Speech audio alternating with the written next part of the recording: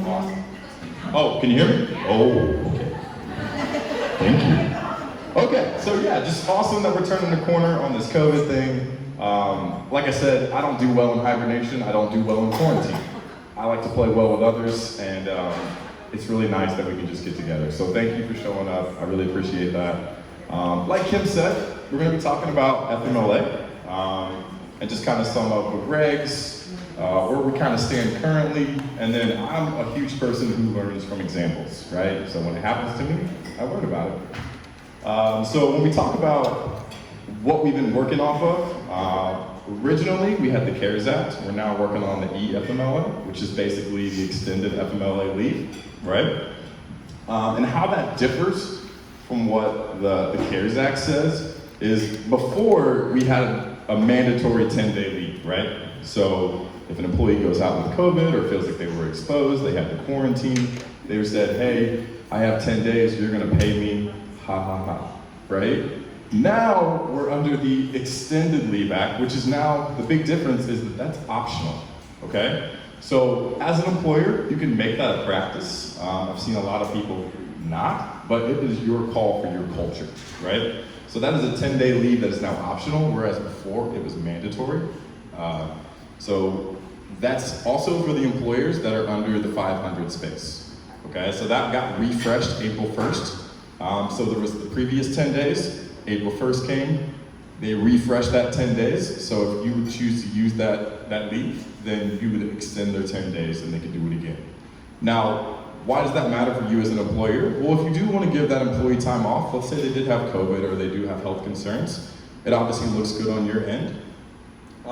And with that, you get tax credits, right? So you'll pay it outright, and then the government that we love so much is going to give us tax credits to pay for those fees, right? To pay for those services. So on the front end, you will pay, but then you get credited on the back end, which is kind of nice. If you have over 500 employees, do you want to take a guess at what you win? Nothing. So yeah, if you're over the 500 employer space, you don't really get anything. Thanks for playing. But as we kind of move in about FMLA, just to kind of recap how you have FMLA and how those rights stay in place. So the big thing is there's three things that you got to really be aware of. So it is 12 working months, right? You have to work there for 12 months. You have to accrue 1,250 hours. And then a lot of employers hit that, but the big one that I see a lot of people miss on is 50 employees within a 75-mile radius, right? So having 50 employees for over 20 congruent work weeks of the current or the preceding year, right? And within a 75-mile work radius. So you're like, what the heck does that mean, Derek?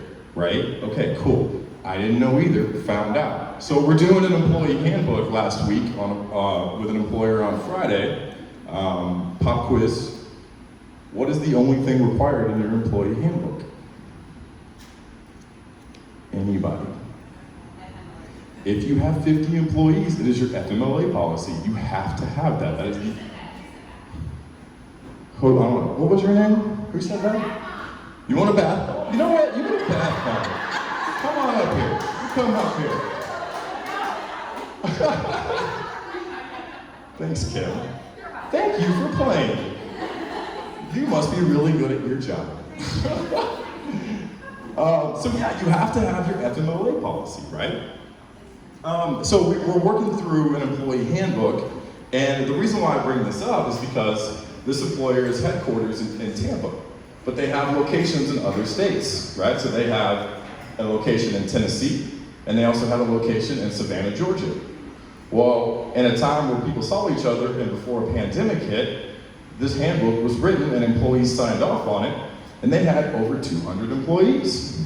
Well, when the pandemic hit, which we've been doing for about a little over a year now, they have actually closed down the Tennessee branch, and the Savannah, Georgia branch only has 24 employees. Well, that's a problem, right? Because we've signed off saying, hey, we have FMLA rights. Well, you're well over 75 miles, and you don't have 50 employees.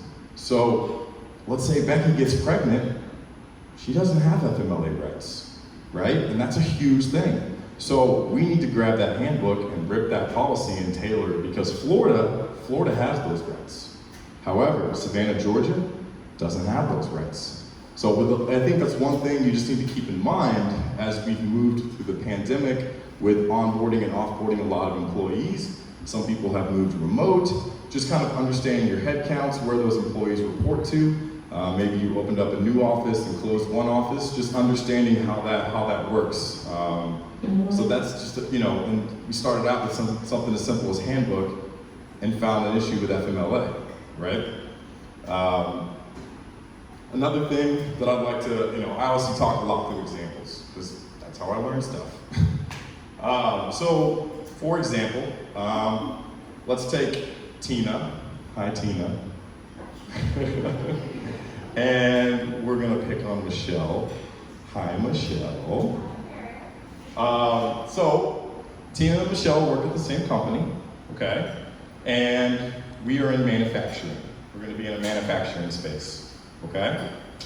Tina's worked here for 10 years, okay? She's awesome. She's an amazing employee. She's, amazing. Michelle, brand new, has been working with us for 3 months, okay? Tina's training Michelle to go take over the new location, because we have a new warehouse out in Key West that we're taking care of, right? You're gonna go to Key West, see ya. So we're driving. So Tina goes, okay? And we get in the car and we're going over to Key West. And I don't know if you've seen Tina drive, but I'm just kidding, Tina. You're an amazing driver. So with that, we get in a car accident and we go off the road and we flip the car. Okay? Well, now what happens, right? So we have a situation where Tina's been with us for 10 years and Michelle's only been with us for 3 months. Okay? Well, what is the first thing we need to do? Call, okay, yeah, probably a good idea. Call 911. Hello, car accident, okay. Also, maybe you want to get on the line, HR team, and say, hey, how you doing? Are you okay? Also, probably need to file a work comp claim, right? Because that's probably going to be the first step. So we're going to take one for Michelle, and we're going to take one for Tina, all right? Now, we move forward. And are we done when we just follow the work comp claim? No. Ooh. Why are we not done? Anybody? Whoa. Yeah, we do. Yeah, we do. So, okay. So we'll take Tina in this situation. Tina's obviously qualifying for FMLA, right? Because she's been with us for 10 years. She has her 1250 hours. She's awesome, right? So we have the work comp claim going, as well as we need to make sure that we designate her leave for FMLA, okay? Michelle, what do we do with you? Help, right? Because Michelle doesn't have FMLA because she hasn't accrued her hours. She hasn't been there for 12 months. So from there, we have to move Michelle to Cobra. Okay, to make sure that your benefits stay in place, because we have to designate that leave, right? The reg basically says, hey, if you don't designate the leave for FMLA, Cobra, or you're actively working, yes. What would workers' comp be paid? Workers' comp, it's going to run congruent with, it's going to run concurrent with. So yeah, so thanks, Kim. But that's awesome. That's a great question, because most people don't know, right? So in the instance of the work comp runs congruent with FMLA and Cobra, right? But Michelle doesn't qualify, so Michelle's gonna go right to Cobra, all right? And then she's gonna pay her premiums and it's gonna be all good. But right now, under a pandemic, she doesn't have to, right? Because we're still in a pandemic until September, so everything's getting paid for her. Usually it's, do what? Nothing, right? We're in a pandemic, so Cobra runs congruent with the national pandemic. As long as we're under a state of emergency, we don't have to pay Cobra, right? Yay us. So with that being said, they do run congruent, right? And obviously, Tina's gonna get FMLA, Now the big thing here is Michelle's gonna call Tina, and they're gonna be like, because they just got in a car accident together, and they're gonna say, hey babe, how you feeling? Okay, and by the way, don't these payments suck? And you're gonna be like, what are you talking about? I don't pay anything, I'm on FMLA. You need to call HR, right? Because that's what they're gonna call you, because they were in a car accident together. All right, and you're gonna say, well, how come Tina doesn't have to pay? It's gonna say, hey babe, we love you, we're really glad you work here, but unfortunately, you don't qualify for FMLA. So you're gonna be on COBRA, all right? But you're good till September, because we're in a pandemic. So that's like the one little exception there. Yes? Are you still required to activate drug testing under the rule from laws? Are you allowed? I'm sorry, say that one more time. Do you still have to follow the drug testing requirement, making sure you're not under the Yeah, so that's a great question, first off. You just want a bath bomb, don't you, Rocky? I get it. Hey, bath bombs are awesome, first off. So yeah, you would, obviously, so in your employee handbook as well, since we talked about that, you should probably have, we are a drug-free workplace, right? And we will drug test you if there's reasonable suspicion or reasonable doubt as to maybe we think you were on drugs or you were on something that might qualify, right? So very, very good best practice to probably have in your, somewhere to cover your butt. Now, even though the FMLA is the only policy required, obviously you're gonna have your sexual harassment, all those things to help close the door for litigation when those things occur. So, no, that was awesome. It was work related, so it's work comp because they were commuting for work, right? Because Michelle's new, right? Michelle's about to take over in Key West, but she's in Key West. A little bit jealous. But she's going to Key West because this is going to be her new location because our company's growing. We have more than a few sites, right? So Tina's going to come train her. If I have to be there every day for my job, that's different than driving from the house to work. Right. They're driving from her home to where she's gonna be working at, but it's still, because technically I haven't moved yet, or have I moved yet? This is yours. No, you're fine. So yeah, I mean, obviously, I like that. That's great. In this instance, what I'm mainly getting at is that it was a work-related issue, right? So it's not like, okay, right, we do have people who are working from home. So obviously, if you're driving from like at home to work, that's a little bit different. But for the example, this is a work-related thing because Tina is taking you to your new location, your new site that you're going to be, running this firm, right? This manufacturing plant. But it's a tricky scenario, and that's why I bring it up because it happened, right? Didn't know, found out, right? Fun examples. So when we move, the next thing is basically understanding that you need to file the reason for leave, right? And the reason why you need to file the reason for leave, if you don't, let's say Tina, for example, is on work comp. Tina's been working with us for 10 years. Well, Tina's sitting at home on work comp.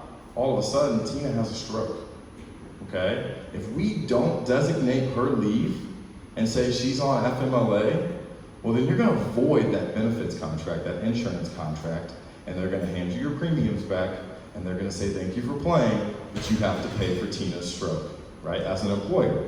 And I mean, granted, you could get with a lawyer and you could battle it out for 6 months in court and you could say, hey, do the right thing, okay? But that's 6 months, 8 months on the phone and there's no guarantees, right? Making sure that you just cover your butt by simply designating that leave and keeping that benefits contract in place to run with their FMLA, okay? And then just the last part to wrap it all up is understanding the definition of what an employer is. Okay, so obviously the reg's gonna throw you a bunch of jargon. If you wanna look it up, it's 825-104. And basically what that states is one, you qualify for FMLA, right? So you have 50 employees over 20 congruent work weeks for the current or preceding year. However, let's say for example, we're in a warehouse and Sean. So I'm Sean's boss. I'm Sean's boss, right? And we have a huge client who is probably our biggest client. We have a $500,000 order to get out the door that day, right? To make sure that we get paid. So we go out and Sean gets a phone call and says, hey, my wife was in an accident. And I say, Sean, I'm really sorry, man, but you've got to get this out by the end of the day. Like, we have to get it done. Right then and there, I violated Sean's FMLA rights, right? Now, why this is a big thing is this goes back to defining what an employer is. So you, a frontline manager, a supervisor, an HR director, anybody who acts on behalf of the employer, whether it's directly or indirectly to an employee, is on the hook. Okay? So what this means, right? In my case, I violated Sean's rights. They can come for me. And what you're gonna come, and you're gonna take my boat, you're gonna take my wife's handbags, you're gonna take everything but the house, right? Because we have now cracked the door open for doing so, right? The shoes, not the shoes, okay? Anything but the shoes and the dogs. Anything but the shoes and the dogs you can have. The boat, we can live without. My wife's gonna be real mad. But no, so understanding that, but not only you understanding that, making sure that that frontline manager understands that, making sure that that supervisor understands that. You know, obviously, as an HR director, you're probably pretty familiar, but that frontline manager may not know. So that's just a huge opportunity to make sure that they're trained, they understand the rules, in case a situation like this was to occur. Cool? Like I said, I really appreciate you guys coming out, showing love. I just haven't been able to do a live event in a super long time, and I was getting lonely at my house, okay? Like, I went to the barber for this, I got trimmed up, I'm feeling beautiful today, all right? But anyways, I do wanna bring up Bill again. Bill's awesome, okay? He's been amazing, and he never shies away from an opportunity to speak. So I want to bring up Bill, and I want him to kind of show some clarity. I want you to, I kind of just want to propose the question, and maybe you can shed some light as far as like a legal perspective on the employer. So basically somebody acting on behalf as an employer.